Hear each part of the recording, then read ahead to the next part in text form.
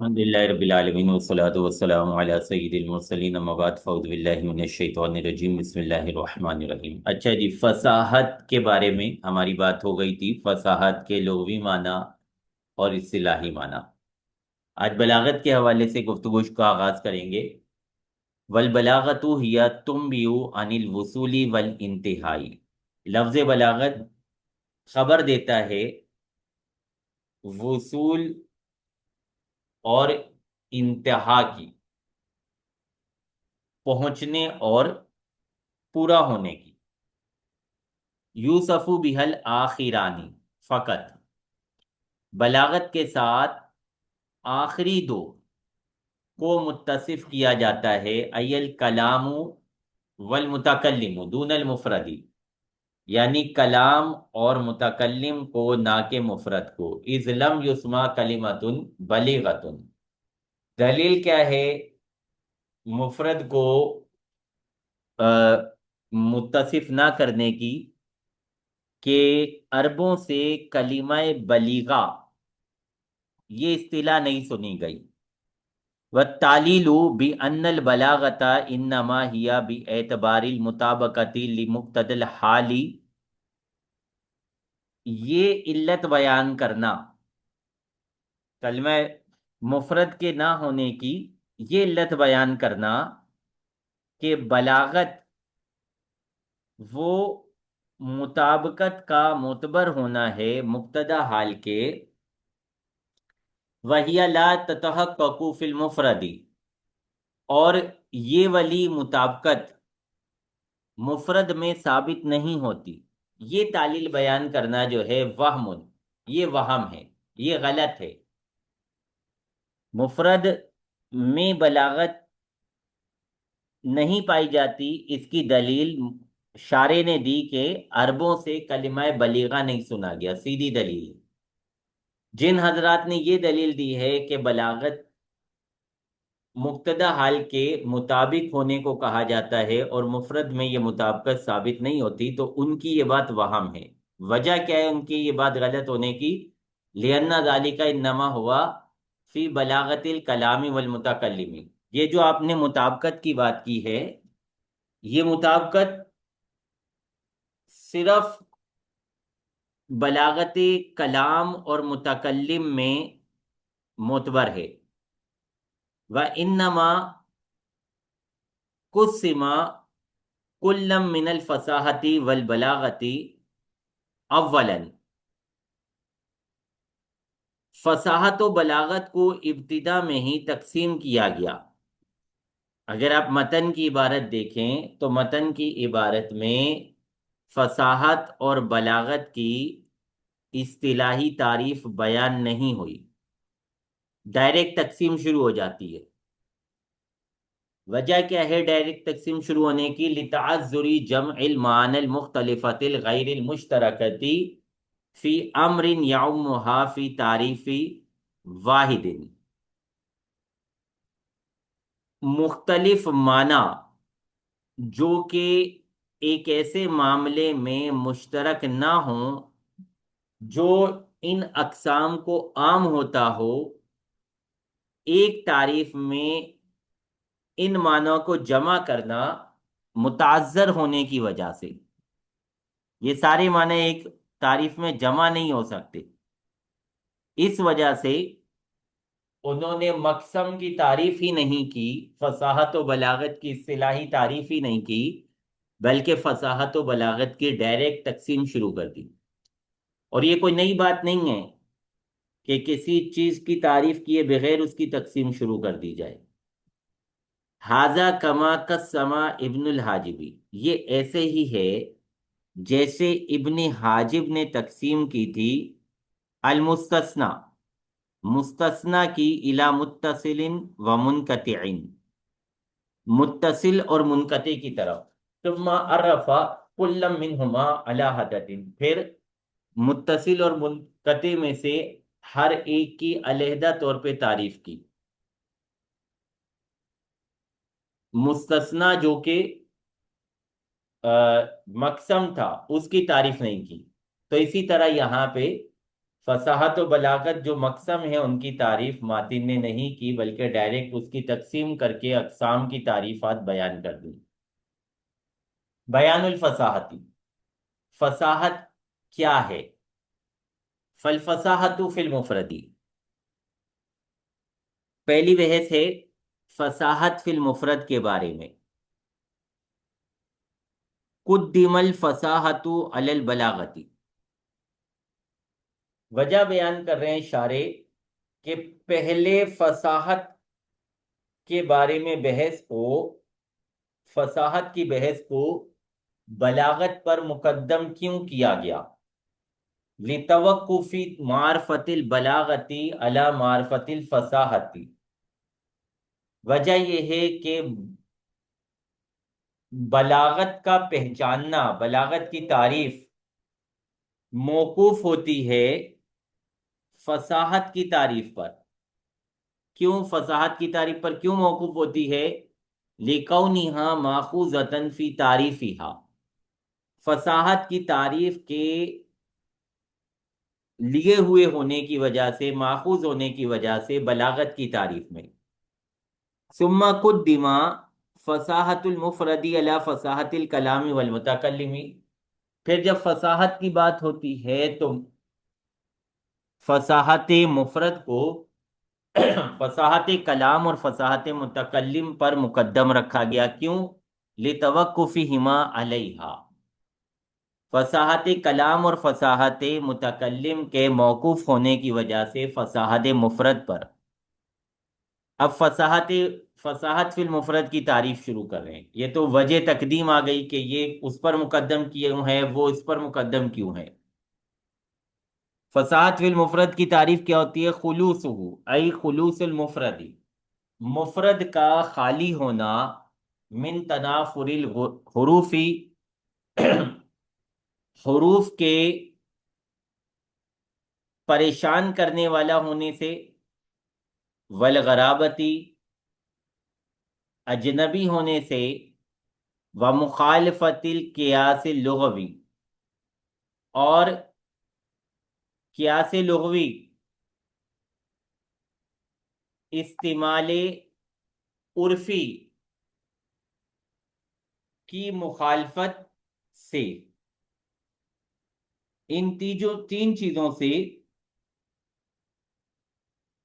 خالی ہونا یہ ضروری ہے فصاحت فی المفرد میں۔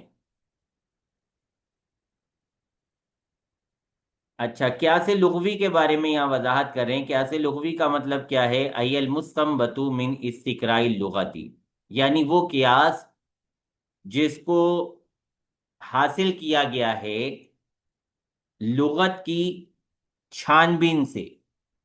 وتفسیر الفصاحت بالخلوص، فصاحت کی تعریف میں پہلے لفظ ان کا کیا تھا؟ خلوص، خالی ہونا۔ اس کی وجہ بتا رہے ہیں شارح کہ فصاحت کی تعریف، فصاحت کی تفسیر لفظ خلوص کے ساتھ، خالی ہونے کے ساتھ، لا یخلو ان تسامح، تسامح سے خالی نہیں ہوگی، غلطی سے خالی نہیں ہوگی۔ خلوص کے ساتھ تعریف کرنا، اس میں غلطی ہوگی۔ فالتنافر،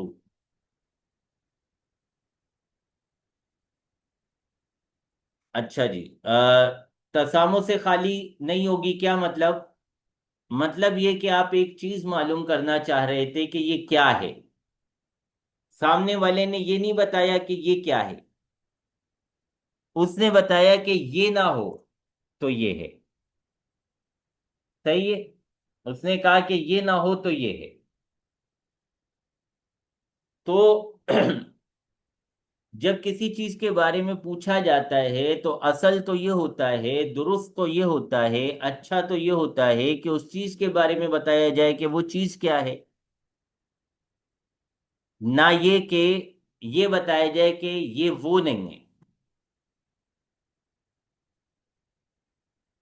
تو اس وجہ سے کہہ رہے ہیں کہ یہاں پہ تعریف فصاحت کی وجودی اشیاء کے بجائے عدم سے کی ہے، خلوص سے کی ہے، تو اس کا مطلب ہے کہ اس تعریف میں کچھ خرابی ہے، تسامو ہے۔ فتنافر، اب اس تعریف کے اندر تین قیدیں آئی تھی: تنافر، غرابت، مخالفت قیاس۔ وضاحت کر رہے ہیں تنافر کی۔ تنافر کا کیا مطلب ہوتا ہے؟ وصف فی الکلمتی توجب سکلہا علی اللسانی وعسر النطق بہا۔ تنافر ایک ایسا وصف ہے، ایک ایسی کوالٹی ہے کلمے میں جو زبان پر کلمے کے ثقل کو، بوجھ کو لازم کرتی ہے، اور اس کلمے کے ساتھ بولنے میں دشواری پیدا کرتی ہے۔ نحو مستشزرات فی قولی امرائیل کیسی، جیسا کہ لفظ مستشزرات امراء القیس کے قول میں، غدائرہ ای زوائبہ جمع غدیرت، اس کی چوٹیاں، غدائر غدیرہ کی جمع ہے، والضمیر عائد الی الفرع، جبکہ ضمیر جو ہے یہاں پر غدائرہ، ہو ضمیر جو ہے یہ لوٹ رہی ہے فرع کی طرف۔ مستشزرات ای مرتفعات او مرفوعات، اٹھی ہوئی ہیں یا اٹھائی ہوئی ہیں، ابھری ہوئی ہیں یا ابھاری ہوئی ہیں، اس کی چوٹیاں ابھری ہوئی ہیں یا ابھاری ہوئی ہیں۔ یقالو استشزرہ ای رفعہ، استشزرہ کہا جاتا ہے، اس کا مطلب ہوتا ہے کہ اس نے اس چیز کو اٹھایا، بلند کیا۔ و استشزرہ ای ارتفع الی الاولی، استشزرہ کا مطلب ہوتا ہے ارتفاع۔ اب شعر کی طرف چلے جائیں، شاعر کہہ رہا تھا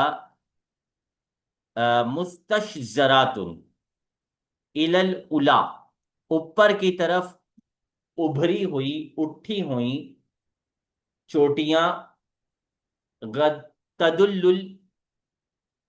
الاکاس فی مثنى و مرسل،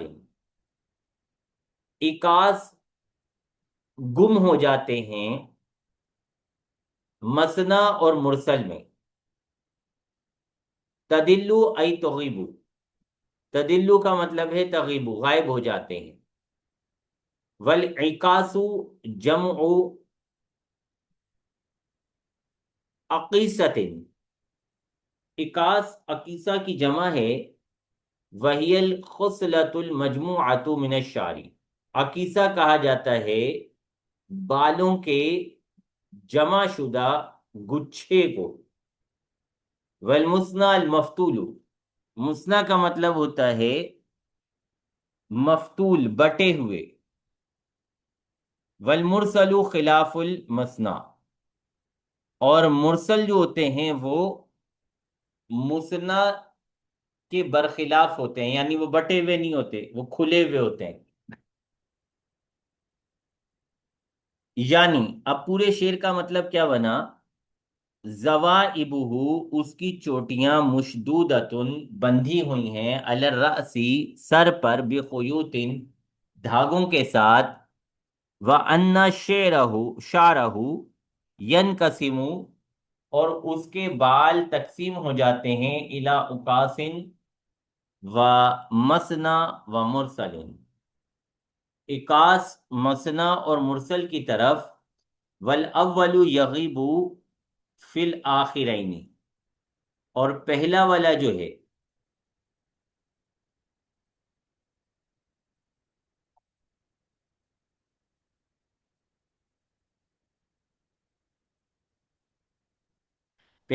جو ہے وہ غائب ہو جاتا ہے دوسرے دو میں۔ والغرض بیان کثرت الشعر، شاعر کا مقصد یہاں پہ بالوں کی کثرت بیان کرنا ہے۔ وہ یہ بیان کرنا چاہتا ہے کہ اس کے ممدوح کے بال اتنے زیادہ ہیں کہ جو درمیان کی چوٹیاں ہیں، جو درمیان کا جوڑا ہے، بندھا ہوا گچھا ہے، وہ اس کے باقی بالوں میں گم ہو جاتا ہے۔ وَالدَّابِطَةُ ہا ہونا۔ اچھا جی، مستشزرات جو ہے یہ کیا ہے؟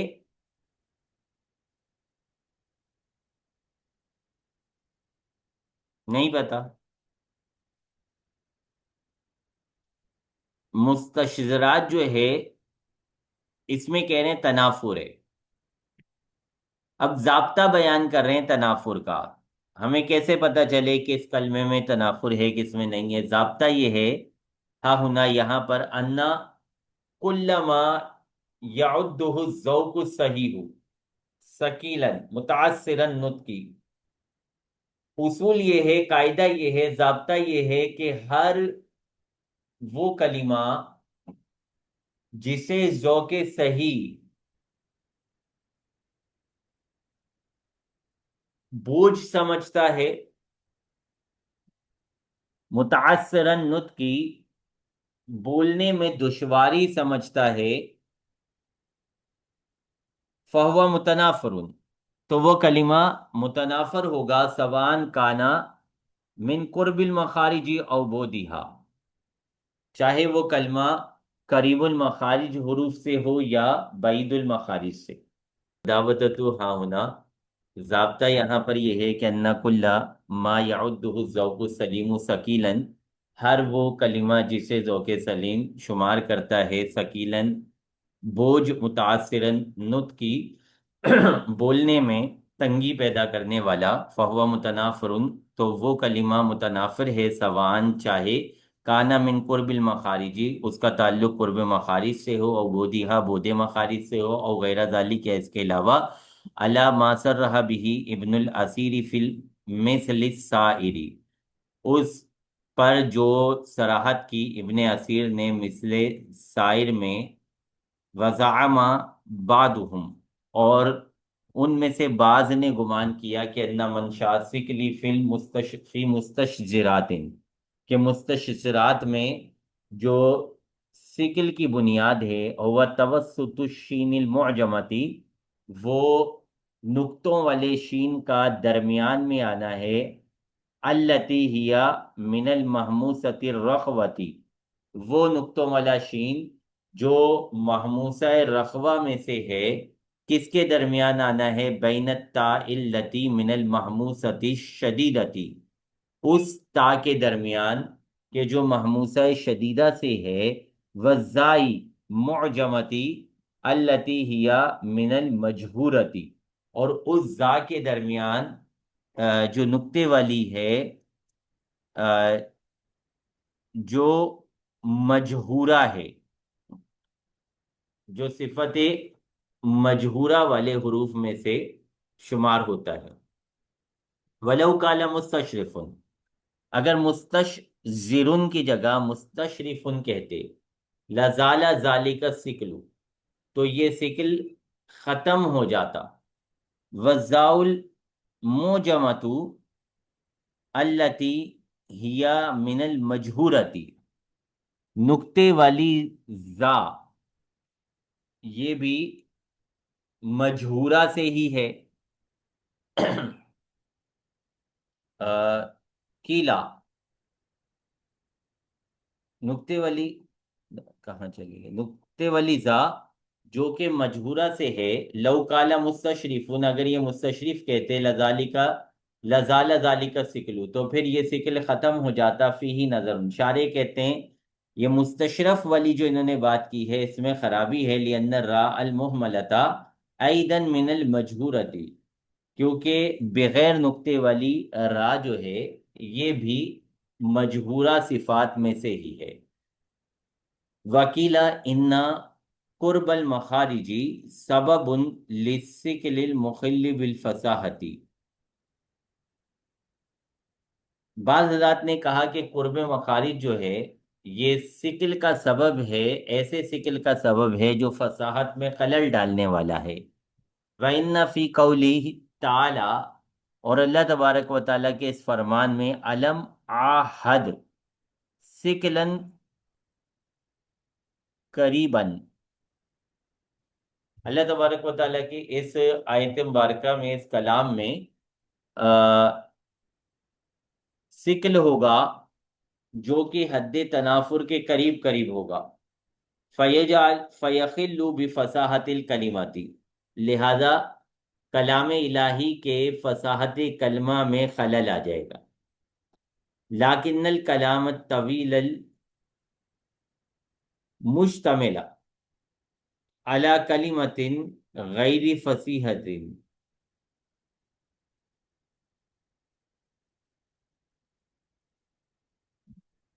مخارج کا قرب سبب ہے اس سکل کا جو فصاحت میں خلل پیدا کرنے والا ہے، تو بے شک اللہ تبارک و تعالیٰ کے اس فرمان علم آحد میں سکل ہوگا جو کہ حد تنافر کے قریب ہوتا ہے، فیخل بفصاحت الکلمتی، تو فصاحت کلمہ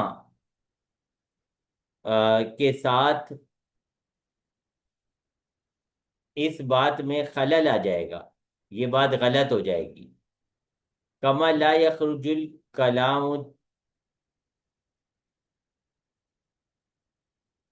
جیسا کہ طویل کلام جو مشتمل ہوتا ہے علی کلمت غیر عربیت، ایک غیر عربی کلمے پر، نہیں نکلتا ان یکون عربین، اس سے کہ وہ عربی ہے۔ ایک آدھ کلمہ اگر عربی کلام کے علاوہ اندر غیر عربی کا آ جائے تو اس کو عربی کہا جاتا ہے۔ جیسے ہمارے یہاں انگلش اور اردو ہے، اردو بولنے والا ایک آدھ لفظ اگر انگلش کا بیچ میں بول دیتا ہے تو اس کو ہم اردو ہی کہتے ہیں نا، اس پورے کلام کو ہم اردو کہتے ہیں، انگلش تو نہیں کہتے۔ تو اسی طرح کہہ رہے ہیں یہاں پر کہ اگر ایک آدھ کلمہ جو ہے وہ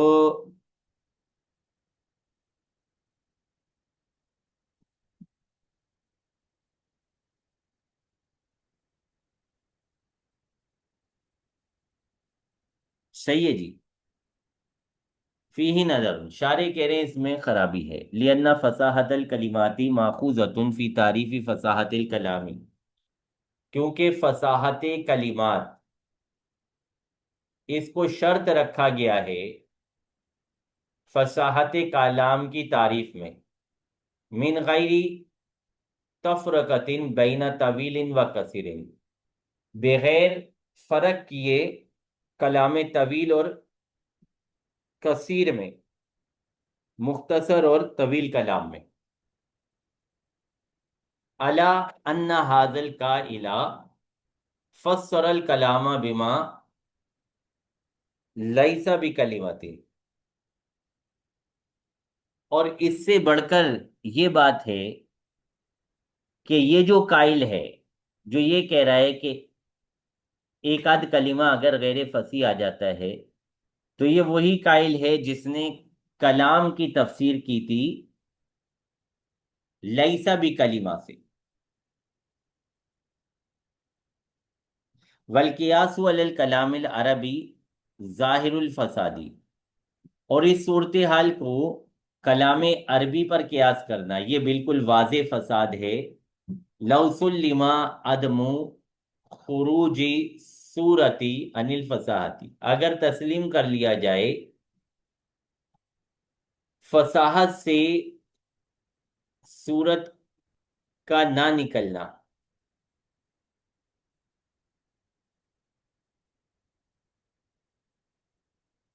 والقیاس علی کلام العربی ولو سلم عدم خروج صورتی عن الفصاحتی، اگر تسلیم کر لیا جائے صورت کا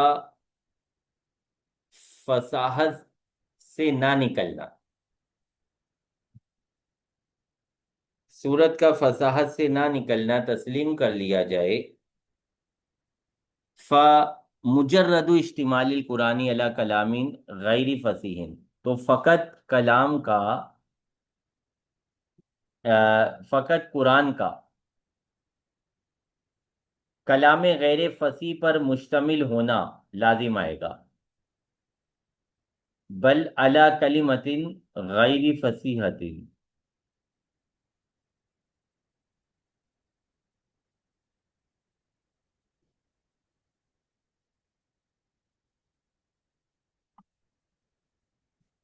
تو فقط قرآن کا مشتمل ہونا کلام غیر فصیح پر یہ تو لازم آئے گا، بل علی کلمت غیر فصیحۃ، بلکہ ایک کلمہ غیر فصیحہ پر مشتمل ہونا لازم آئے گا،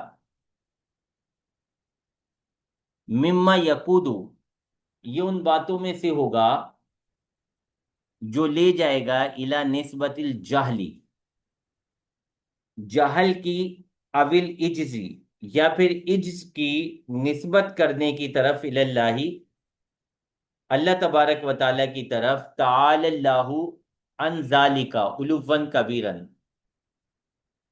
اس اللہ کی طرف کہ جو اس طرح کی باتوں سے بہت بلند و بالا ہے، والغرابۃ کون الکلمۃ وحشیۃ غیر ظاہرۃ المعنی، غرابت کہتے ہیں کلمے کا اجنبی ہونا، ظاہر المعنی نہ ہونا، ولا مانوسۃ الاستعمالی، اور نہ ہی عمومی استعمال میں ہونا، نحو مسرج، جیسا کہ لفظ مسرج، فی قولی ابن الحجاجی، جیسا کہ ابن اجاج کے قول میں، ومکلۃ سیاہ، وحاجبا، اور پلکیں، مزججن، بچھی ہوئی، آئی مدککن متولن، مزجج جو ہے مدکک اور متول کے معنی میں ہے، باریک طویل، فاہمن، ای شعرن اسود، فاہمن کا مطلب ہے کالے بال، کالفہمی، کوئلے کی طرح، مرسنن، مرسنن کا مطلب ہے ای انفن مسرجن، سیدھی ناک، ای کالسیف السریجی فی الدقۃ والاستوائی، یعنی ایسی ناک جو سریجی تلوار کی طرح ہو اپنے پتلے اور ہموار ہونے میں، والسریج اسم کین، اور سریج ایک بھٹی والے کا نام ہے یا لوہے والے کا نام ہے، ینسب الیہ سیوف، جس کی طرف تلواروں کی نسبت کی جاتی تھی، او کالسراجی فی البرکی بریکی واللمعانی، یا پھر اس کا مطلب ہے کہ ایسی ناک جو چراغ کی طرح ہے چمک دمک میں، فَإِن قُلْتَ، اگر آپ کہیں، لما لم یجعلوہ اسم مفعول من سرج اللہ وجہہ، کیوں درست نہیں ہوتا کہ علماء جو ہے اسے سرج اللہ وجہہ سے اسم مفعول قرار دیں، جس میں سرجہ کا مطلب ہوتا ہے بہجہ وحسنہ، کہ اس نے اسے تر و تازہ کیا، حسین کیا، قلت لاحتمالی، سرج اللہ سے کیوں نہیں لے رہے؟ اس کی وجہ بتا رہے ہیں کہ میں کہتا ہوں لاحتمالی، اس احتمال کی وجہ سے، ان یکون مستحدثا ومولدا من السراجی، میں کہتا ہوں کہ اس احتمال کی وجہ سے ہو سکتا ہے کہ سرج اللہ جو ہے یہ بھی نیا بنایا گیا ہو، نیا پیدا کیا گیا ہو لفظ سراج سے، او یکون من باب الغرابتی ایدن، یا پھر ہو سکتا ہے کہ یہ بھی غرابت والے چیپٹر میں سے ہی ہو۔ والمخالفت، تیسری چیز تھی مخالفت۔ مخالفت کا مطلب کیا ہے؟ ان تکون الکلمۃ علی خلاف قانونی مفردات الالفاظ الموضوعاتی، کلمے کا مفردات الفاظ، مفردات موضوع الفاظ کے قانون کے قاعدے کے خلاف ہونا، عنی علی خلاف ما ثبت عن الوادی، یعنی اس کے خلاف ہونا جو واضح سے ثابت ہے۔ نحو الاجلل بفک الادغامی، جیسا کہ لفظ اجلل فک ادغام کے ساتھ، فی قولی ہی، اس قول میں، الحمد للہ العلی الاجلل، والقیاس الاجل، قیاس یہاں پہ تھا اجل، فنحو آلو وما ان و ابا یا ابا و عویرا یا ورو فصیح، یہ الفاظ جو ہیں فصیح ہیں، لأنہ ثبت عن الوادی کذالک، قاعدے کے مطابق نہیں ہیں لیکن فصیح ہیں اس وجہ سے کہ واضح سے اسی طرح ثابت ہے، واضح نے ان الفاظ کو اسی طرح وضع کیا ہے، اگرچہ قاعدے کے مطابق یہ اس طرح نہیں بنتے۔ چلیں جی، یہاں تک رکھتے ہیں۔